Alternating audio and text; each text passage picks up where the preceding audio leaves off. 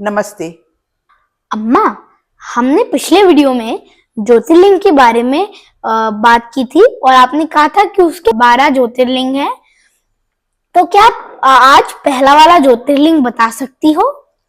हाँ बेटा, जरूर। देखो, पहले ज्योतिर्लिंग को सोमनाथ का ज्योतिर्लिंग के नाम से जाना जाता है। सोमनाथ तो चंद्रमा का भी नाम होता है ना? सोम चंद्रमा का भी नाम है। तो ये गुजरात के सौराष्ट्र क्षेत्र में प्रभास पाटन नामक जगह पर है। तो इसकी कथा इस प्रकार है कि राजा दक्ष की 27 कन्याएं चंद्रमा के साथ शादी हुई थी। उनकी 27 कन्याओं की शादी 27 कन्या चंद्रमा के साथ हुई थी, जो बाद में 27 नक्षत्र भी कहलाई।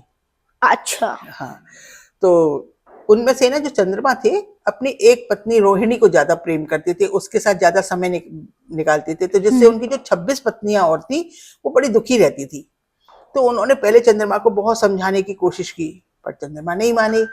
तो उन्होंने अपने पिता से, राजा दक्ष से, उन 26 जो राजा दक्ष की जो 26 कन्याएं थी, उन्होंने राजा दक्ष से शिकायत कर दी।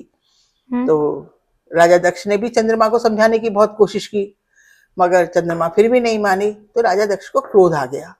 तो उन्होंने चंद्रमा को क्षय रोग हो जाने का श्राप दिया। क्षय रोग होता है टीबी, एक डिसीज होती है ना? हाँ, एक डिसीज होती है।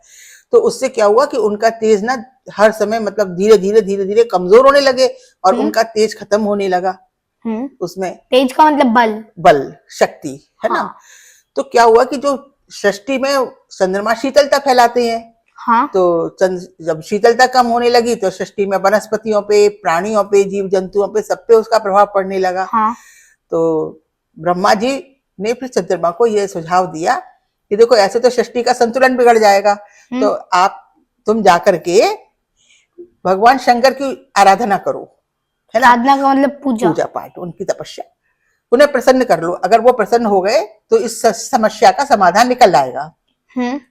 तो चंद्रमा ने उसी क्षेत्र में वहां शिव जी की तपस्या की और उस तपस्या में शिव जी प्रसन्न हुए। अच्छा। उनके पास आए, उन्हें वरदान दिया और उन्होंने उसको ये कह के कि उनकी रोग मुक्त कर दिया, उनकी समस्या का समाधान कर दिया। अब चंद्रमा क्या है कि पूरा तरह श्राप तो नष्ट नहीं हो सकता था। तो एक महीने में 2 पक्ष होते हैं। तो एक पक्ष में उनकी कलाएं धीरे धीरे खत्म होती हैं और दूसरे पक्ष में उनकी कलाएं धीरे धीरे बढ़ जाती हैं और पूर्णिमा के दिन वे अपने पूर्ण असली रूप में आ जाती हैं। अच्छा। तो इस तरह से सारी शीतलता सब रहती है, बराबर बैलेंस रहा सबका। तो भगवान जब बहुत प्रसन्न हुए, तो क्योंकि चंद्रमा ने वहां पे तपस्या की थी, तो उन्होंने जन कल्याण के लिए भगवान शिव जी से ये प्रार्थना की कि वो वहां अपने असली रूप में वहां पर रहे, ताकि जन का कल्याण हो सके। अच्छा। तब भगवान शिव जी एक ज्योति के रूप में वहां मान गए और वो ज्योति रूप में वहां पर स्थापित हो गए। तो क्योंकि चंद्रमा का एक नाम सोम भी है, इसलिए उस ज्योतिर्लिंग को सोमनाथ ज्योतिर्लिंग के नाम से जाना गया, जो कि ज्योतिर्लिंगों में पहला स्थान रखता है। अच्छा। तो मतलब सबसे पहले यही बना था? सबसे पहले का स्थान यही रखता है।